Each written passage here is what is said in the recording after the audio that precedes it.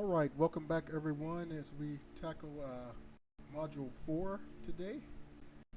So let's dive right into it, starting with question number 1. When advising a customer on the purchase of a new power supply, you should explain that if the power supply runs at peak performance at all the time, it will overheat. Additionally, power supplies can lose some capacity over time. Considering these conditions, they recommend that the customer purchase a power supply with a power rating that what the system currently uses. The power rating higher than what the system currently uses. How much more wattage over peak do you recommend the customer purchase? All right, so this one is found on page 167, and the correct answer is 30%. So when you're dealing with power supplies, one thing too, you don't want to go too high over because you would start to lessen the effectiveness of that power supply. If you get, for instance, a 1,000-watt power supply and you only use 20-30% of that, all right? So you'll wear it down. And the same thing is if you get a 1,000-watt power supply and you're using 950 watts of that, you're going to damage the life of that power supply. It's going to slowly deteriorate and it won't last as long as it should. So the golden rule, you want to be at 30%, and this also gives you room to actually grow. So you want to consider that if you buy a power supply for a computer especially or a server. You want to look at the number of slots you have remaining and think about over the next year or so, is there a chance of me actually adding another hard drive, another video card, or whatnot? And you kind of want to incorporate that into the future of that power supply so that every time you go ahead and add something to that computer, you won't have to replace the power supply. Something to contemplate. All right? So once again, question number 1, the answer is 30% more. All right, on to question number 2. Your computer system loses power while you are working on a project for a very important client. When the computer restarts, you hear continuous beeps coming from your computer and the monitor is showing no signal. What do the beeps mean? So one possibility is post has passed and your computer is working properly. You should check the video cable. That's not correct, because if post passed, it wouldn't continue have those continuous beeps. Now there's a certain amount of beeps that come with the power on self-test, and that should be standard, and that should be the same every time you power that computer up. The next possible answer is RAM should be reseated in the DIMM slots of the motherboard. That is not correct, because if you have a RAM that's not seated, if it's enough to power the computer up, you can check the amount of RAM being used, and you'll be able to tell if you have 16 gigabytes of RAM and it's only showing 8, or if it's the only RAM in there and there's not enough RAM to power the computer up, it won't start. All right. So motherboard needs to be replaced. That's not it. Also, processor has failed and needs to be replaced. That's something that you don't want to assume because of the cost of a processor and motherboard and the amount of work that you have to put in to get those replaced. So you don't want to jump to that conclusion. So the correct answer is post has failed, and you should research the BIOS beep codes. So one way to research the BIOS beep codes is to go to the owner's manual or go to the manufacturer's websites, and they'll have those beep codes. How many beeps? Sometimes it'll say 3 quick beeps followed by 1 continuous beep, then 3 more quick beeps. And it'll tell you exactly what that fault is, as opposed to, and it might just say 1 beep, 2 beep, 3 beeps, 4 beeps, and so on. So the owner's manual and the manufacturer's websites will show you exactly what those codes mean. All right. So the answer to question 2 again is post has failed, the power on self-test has failed, and you should research the BIOS beep codes. On to question 3. You're troubleshooting a computer that your client said turns off during normal operations. While you're trying to identify the problem, the client also informs you that if he waits a while, the computer will turn back on and run normally for a bit.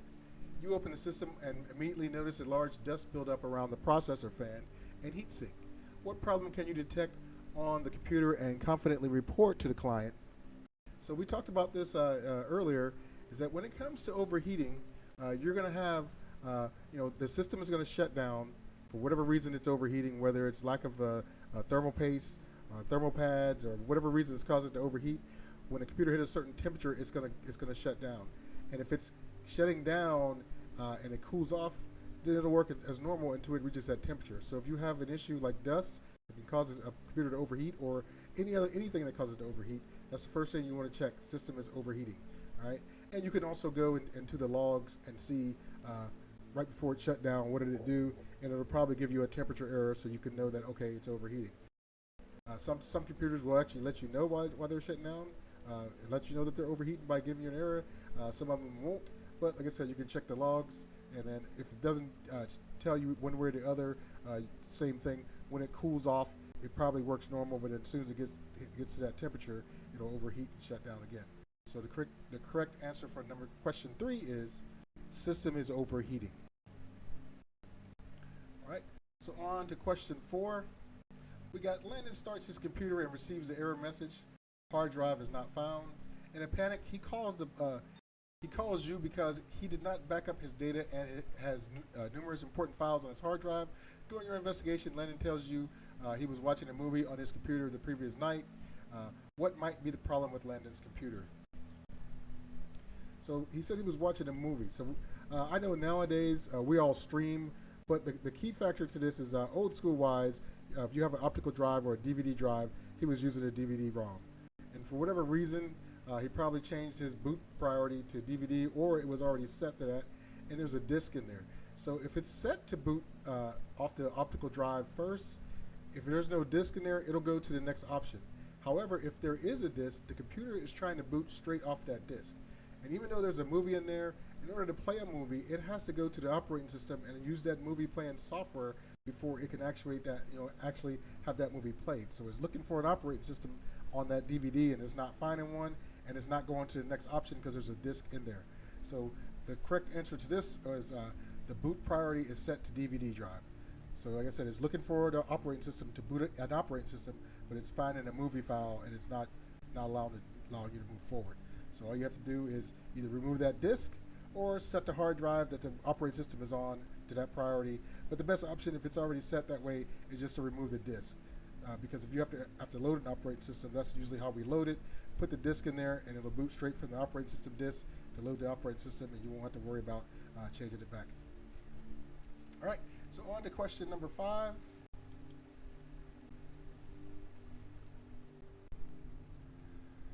So question 5, Kiara is building a new computer and wants to make sure she has an adequate power supply for all the new equipment she is purchasing. She will be installing 3 hard drives with each using 25 watts. The processor she is using will need 125 watts. The motherboard will use 80 watts. RAM will require 3 watts for each of the 4 DDR RAM modules. Her video card will need 400 watts to run the maximum level. She wants to keep the cost as low as possible. So what we did here, 25 plus, so this should be 3 times 125 because she got 3 hard drives. So that would be 375 instead. So 250 onto that. This would be, we have to redo this whole thing. So 25 and 375 is 400, 480, 483. This would be 833. That don't look right. But let's go with it.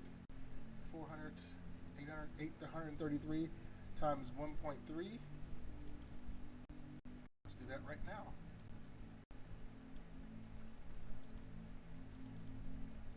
So we're doing 1.3 is because that's 130%, right?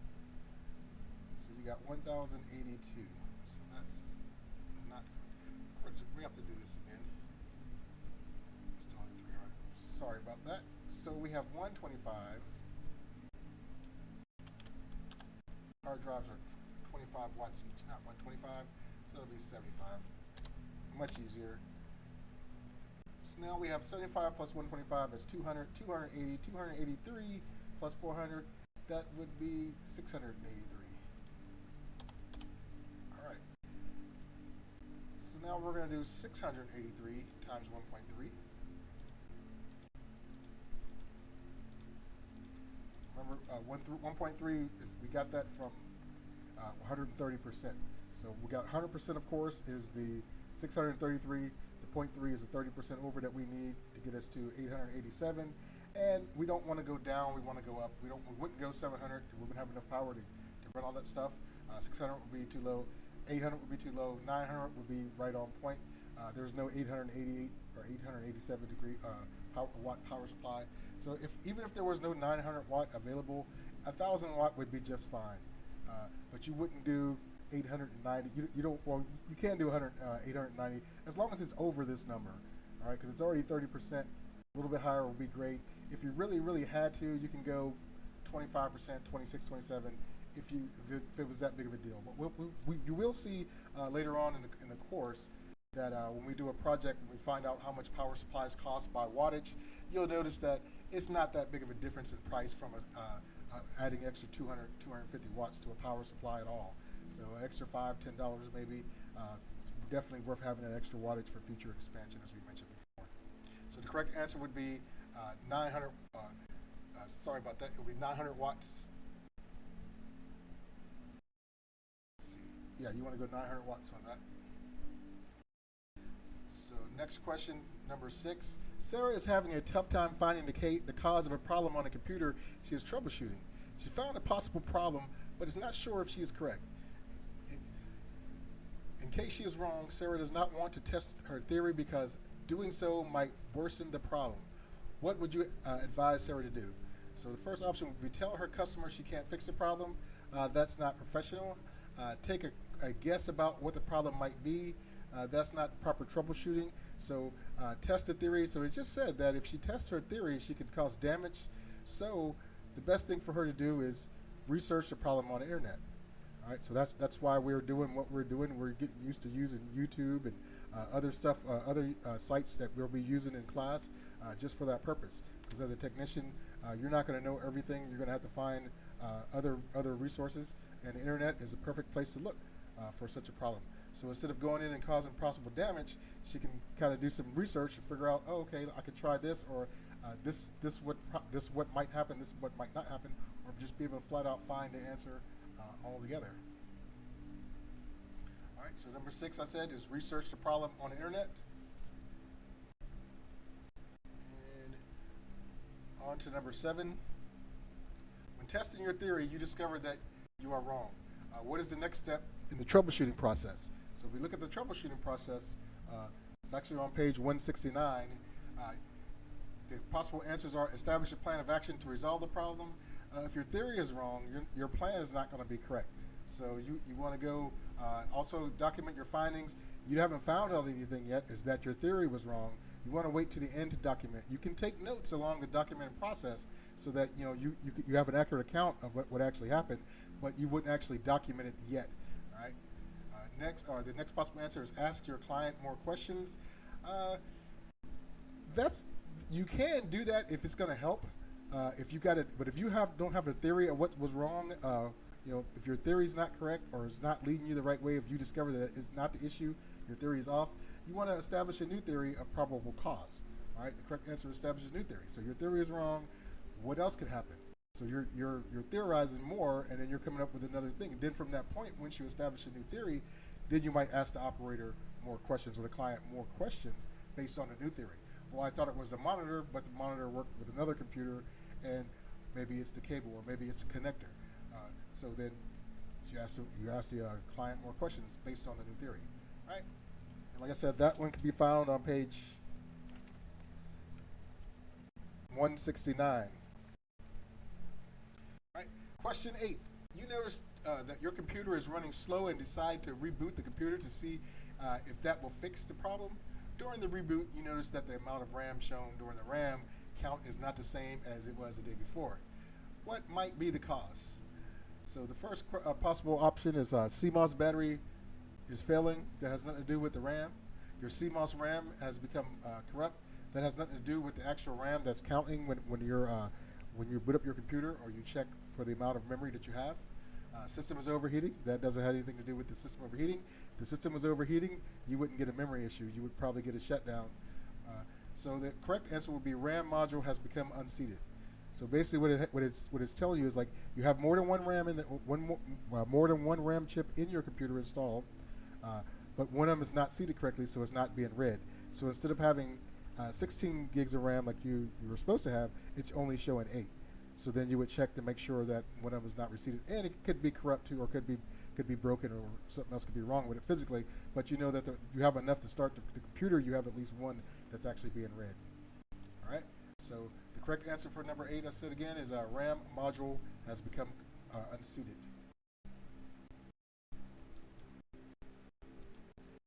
All right. Next, on to question number 9. Which component may be considered a field replacement unit, or FRU? Now, when you hear field replacement unit, you'll hear a lot of this when you're dealing with laptops, smartphones, and tablets, because they have small parts. And sometimes when it comes to field replaceable units, the stuff that can be replaced, if you try to replace a motherboard in a smartphone, sometimes chances are you're gonna spend more money on a replacement motherboard than it would cost to just replace that phone. So some parts are not worth replacing; they're not field replaceable units. Some parts are. So basically, for a FRU, the questions is power supply, motherboard, hard drive, LCD screen. So on a laptop, it doesn't say what type of device though, but let's call a laptop, I would say a laptop. All these power supply can be replaced, laptop and desktop. Motherboard, same thing. Hard drive, of course, and LCD screen. If you crack your screen on your smartphone, that's a field replaceable unit. So the correct answer would be all of these. All right. And finally, number 10. Good old George is involved with a project at work and notices that he has a pending update for his computer. George knows that updates are important, and he decides to take a break and complete the restart of the computer so that the update can install. After George restarts the computer, he noticed that his AutoCAD program is running slowly. The issue continues to the point that George decided to call the technician and ask him to check what is going wrong on his computer. The technician tells George to turn the computer off and then on and again, and asks George how much RAM is counted. The amount of RAM is 8 gigabytes less than the amount that was installed on George's system. What hardware could be causing the problem? Select all that apply. So the processor and the RAM is not correct. The processor would have nothing to do with showing 8 gigs of RAM when another 8 is missing, assuming he has 16, supposed to have 16. Video card and CMOS battery, not anything to do with RAM at all. Your CPU and motherboard, same thing. CPU, not at all. Motherboard, so your correct answer would be RAM and motherboard. And the reason why they say motherboard is because the RAM connects to the motherboard. And if the socket that the RAM goes in is damaged, then that's part of the motherboard. Of course, the RAM itself, the chip, if it's damaged, the same thing, it won't show, or if it's just unseated. But sometimes after, like with the lab computers a lot, when you're practicing or you're changing RAM out a lot, sometimes those slots get damaged or for whatever reason, and they no longer can hold RAM, so it won't show. So what you would do is possibly move it to another slot if there's one available, or know that one is broken and not try to get extra RAM for it. All right. So that would be module 4. And over for the page numbers, question 1 was on page 167. Question 3 is on page 187. Question 4 can be found on page 89. Question 7, page 169. And question 9, page 61. All right. So that's it for module 4. When we come back, we will tackle module 5. Have a wonderful day, and I'll see you real soon.